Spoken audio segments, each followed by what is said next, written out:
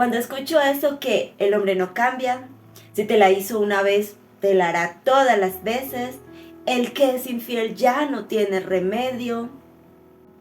Y es verdad, el hombre no cambia solo, ni un hombre puede cambiar a otro hombre.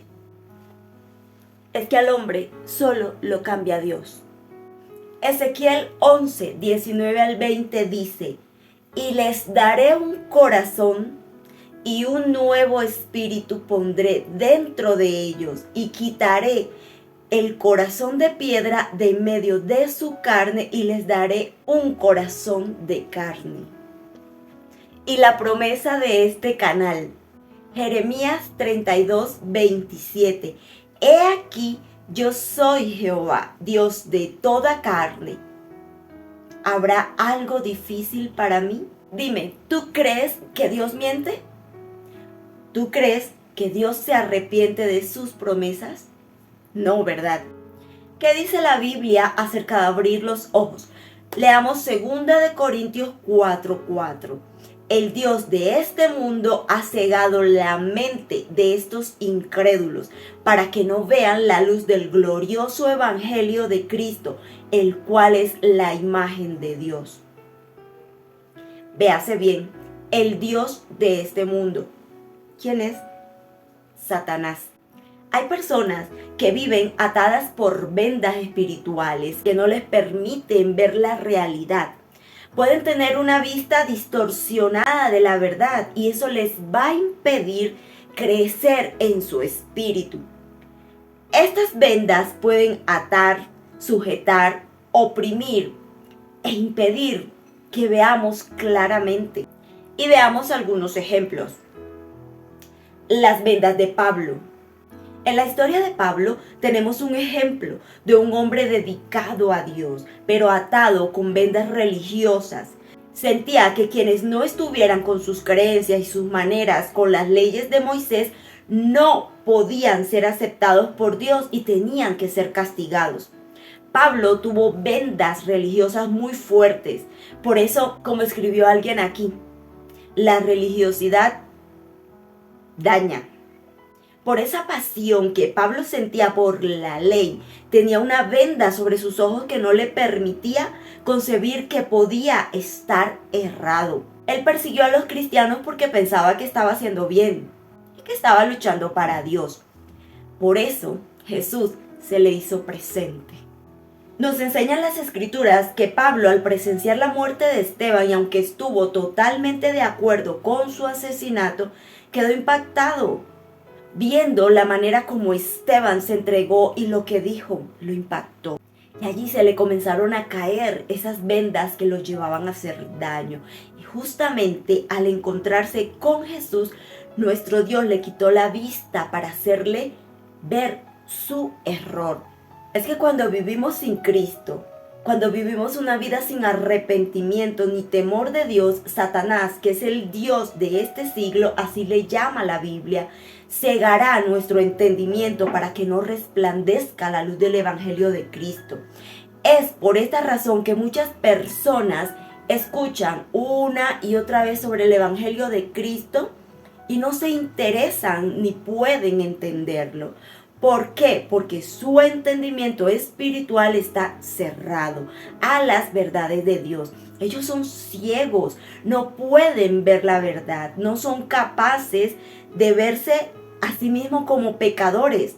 Las tinieblas mantienen sus ojos oscurecidos a esta verdad. Pero la misericordia de Cristo, que es tan infinita y tan inimaginable, cuando reconocemos nuestra naturaleza pecaminosa y nos arrepentimos de ello mostrando fruto de arrepentimiento genuino, cuando reconocemos nuestra dependencia del Señor y creemos por fe en Jesús, nuestro corazón se convierte al Señor y el velo de nuestros ojos es quitado. Y es entonces que podremos ver nuestra condición y entender de qué trata la salvación del alma, el regalo más importante que puede recibir un ser humano. En 2 Corintios 3:16 podemos leer: pero cuando se conviertan al Señor, el velo se les quitará. La vida de una persona puede estar muchas veces atada por vendas espirituales que impiden que se vean las cosas de manera real y objetiva. Muchas personas presumen de tener una visión auténtica a la hora de percibir las cosas, pero ni ellas mismas pueden ver que su visión espiritual está distorsionada e impedida por vendas que necesitan efectivamente ser quitadas para obtener una completa y auténtica visión. Y es que todos sabemos que las vendas tienen la función de atar, sujetar, inmovilizar y hasta oprimir. El problema de las vendas espirituales es que nos atan en estructuras que nos impiden movernos y ver correctamente la situación real. Por lo tanto, desatar una venda habla de desengañarse, de salir de un estado en el cual uno se encuentra. En la Biblia encontramos varios personajes bíblicos que estuvieron atados con vendas espirituales, pero que tuvieron la dicha de soltarse de ellas, como vimos con Pablo. Las vendas pueden cubrir muchas partes de nosotros, como por ejemplo, nuestra cabeza. Así es, en nuestra cabeza se dan los pensamientos que pueden levantar argumentos que aten nuestra libertad en Cristo. En Gálatas 5:1 dice, estad pues firmes en la libertad con que Cristo nos hizo libres, y no estéis otra vez sujetos al yugo de esclavitud. Tenemos también las vendas que cubren nuestros ojos. ¿Alguna vez te has puesto una venda en los ojos? Cuando está bien puesta, no puedes ver absolutamente nada, ¿verdad? Lo mismo ocurre cuando hay vendas en nuestros ojos espirituales. Ellas impiden la visión espiritual, no viendo a veces más allá de lo físico. Cuando creemos por vista y no por fe, estamos limitando nuestra visión espiritual.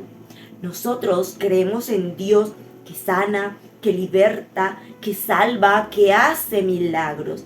Pero, ¿de qué manera creemos? ¿Con una visión física? Si no lo veo, no lo creo. O con una visión espiritual. Tenemos también las vendas que cubren nuestra boca. Cuando nosotros no declaramos la victoria que tenemos en Cristo, cuando no declaramos su poder y su autoridad sobre toda enfermedad, sobre cualquier pecado o cualquier situación difícil, estamos atando nuestra boca con vendas que nos van a impedir obtener la promesa de Dios. Quita esa venda y habla la palabra de Dios, declara sus promesas. Podemos ver también que las vendas pueden atar nuestras manos y nuestros pies. En la palabra de Dios, nuestras manos hablan de nuestras obras y los pies de nuestro camino. Cuando hay vendas que atan nuestras manos y nuestros pies, lo que está impidiendo es que obremos y caminemos conforme a la voluntad de Dios. Todos, absolutamente todos, podemos ser libres de esas vendas espirituales cuya única función es estorbar nuestro crecimiento espiritual. Y quiero abordar aún más en este tema sobre la ceguera del pecador. Y quiero que te enfoques en tu cónyuge pródigo y su situación. Y lo haré desde lo más testimonial que puedo enseñarte, y es a través de las mismas escrituras sobre la historia de David, quien cayó en pecado de adulterio, lo que le llevó a ensuciar sus manos de sangre, arrebatando una vida. Pero que al día de hoy lo conocemos no como el hombre que le falló a Dios, sino como el rey David, el hombre más valiente, el hombre lleno de amor y obediencia a Dios, el hombre con el corazón conforme al corazón de Dios. Y ni más ni menos aquel hombre que hace parte de la genealogía de Jesús aquí en la tierra. Quiero que tengas paciencia porque voy a leer todo el capítulo y vamos a ir desmenuzando ese manjar tan delicioso, y que nuestros cubiertos, por favor, sean el discernimiento y la sabiduría de Dios. Vamos a leer 2 de Samuel 12 del 1 al 24. Vamos a ir saltando algunos versículos porque quiero enfocarme en lo que quiero transmitir a través del mensaje. Dice, Natán amonesta a David. Jehová envió a Natán a David y viniendo a él le dijo, habían 2 hombres en una ciudad, el uno rico y el otro pobre. El rico tenía numerosas ovejas y vacas, pero el pobre no tenía más que una sola corderita, que él había comprado y criado, y que había crecido con él y con sus hijos juntamente, comiendo de su bocado y bebiendo de su vaso, y durmiendo en su seno, y la tenía como a una hija. Dice el 4. Y vino uno de camino al hombre rico, y éste no quiso tomar de sus ovejas y de sus vacas para guisar para el caminante que había venido a él, sino que tomó la oveja de aquel hombre pobre y la preparó para aquel que había venido a él. Dice el 5. Entonces se encendió el furor de David y en gran manera contra aquel hombre, y dijo a Natán, vive Jehová, que el que tal hizo es digno de muerte. Pues hasta aquí vemos que David aún no entendía el mensaje, digámoslo así, de doble sentido que le estaba transmitiendo el profeta, es decir, esa indirecta. Pero mira algo, David se enojó. David le molestó que aquel hombre rico, teniéndolo todo, le fuera a quitar lo único que tenía el hombre pobre. Y encima David concluyó que ese hombre rico merecía la muerte por su maldad. Versículo 7. Y entonces dijo Natán a David, tú eres aquel hombre, así ha dicho Jehová, Dios de Israel. Yo te ungí por rey sobre Israel y te libré de la mano de Saúl. Tú eres aquel hombre. Tuvo que ser otra persona quien hiciera caer en cuenta a David. Ese hombre fuiste tú. Ese mismo que teniendo lo tuyo, lo que ya Dios te había dado, le fuiste a quitar lo que le pertenecía a otro. Versículo 8. Y te di la casa de tu Señor y las mujeres de tu Señor en tu seno. Además te di la casa de Israel y de Judá. Y si esto fuera poco, te habría añadido mucho más. Porque pues tuviste en poco la palabra de Jehová, haciendo lo malo delante de sus ojos. A Urías Eteo heriste a espada y tomaste por mujer a su mujer, y a él lo mataste con la espada de los hijos de Amón. Vemos en estos versículos que el Señor le hace el reclamo a David. Esto puedo decir que es el encuentro con Dios y el pródigo, el pecador.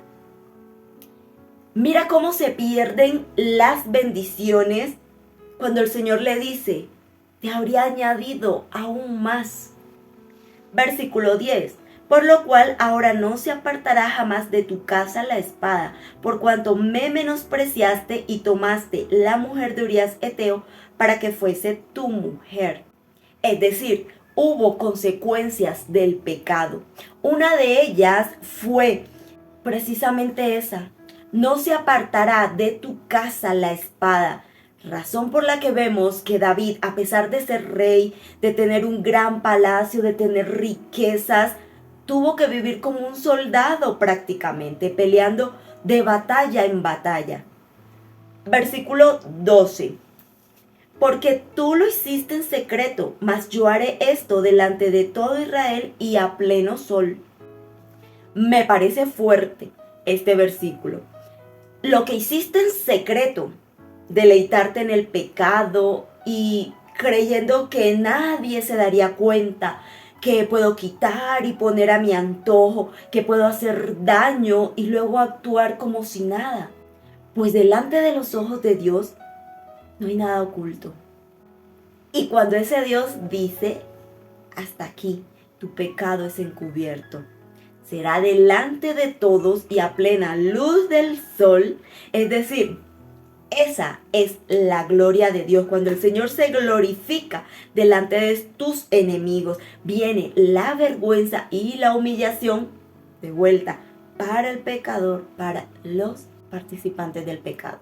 Es como ese momento cuando el pródigo empiezan a caer sus vendas y se da cuenta de cómo lo revolcó el diablo, y aún la persona que el enemigo usó como cómplice para destruir ese hogar, pues cumplirá también con su cuota de responsabilidad.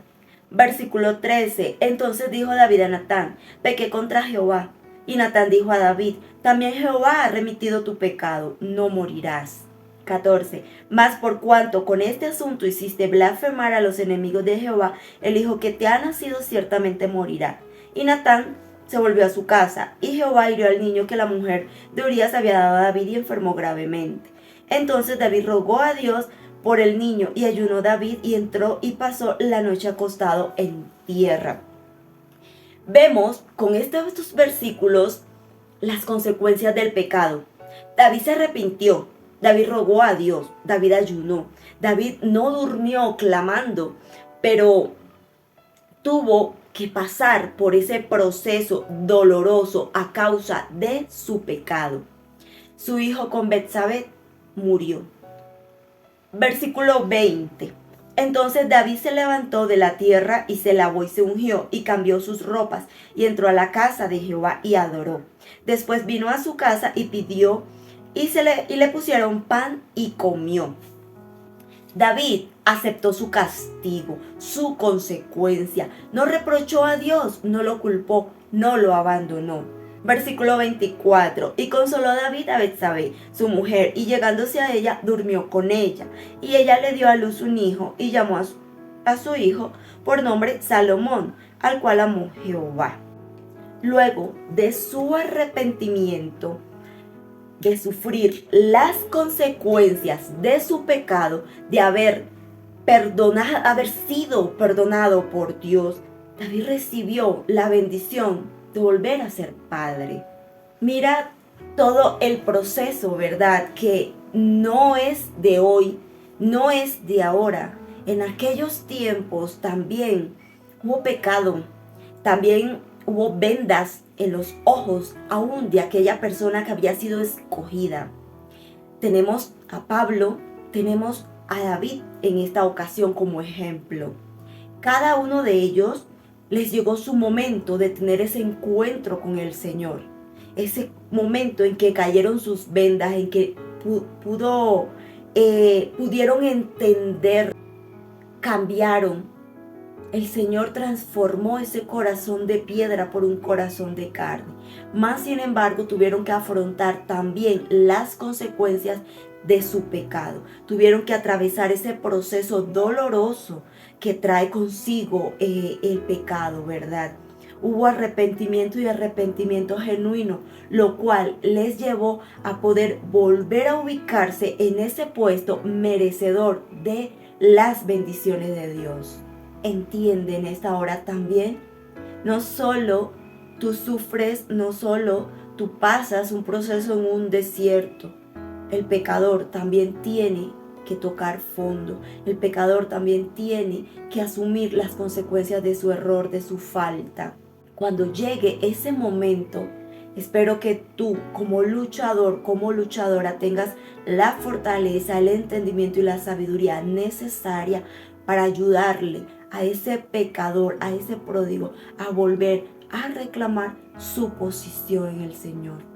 Te dejo con unas promesas que ojalá puedas buscar, resaltar allí en tu Biblia, anotarla en un papelito y pegarlas en una parte evidente para ti donde puedas aprendértela o reclamarlas cuando estés orando. Y es en el libro de Isaías 35:5. Dice: entonces se abrirán los ojos de los ciegos y los oídos de los sordos se destaparán. Hechos 26:18 dice: para que abran sus ojos a fin de que se vuelvan de la oscuridad a la luz y del dominio de Satanás a Dios, para que reciban por la fe en mí el perdón de pecados y herencia entre los que han sido santificados. Segunda de Corintios 3:16, pero cuando alguno se vuelve al Señor, el velo es quitado. Dios te bendiga grande y abundantemente.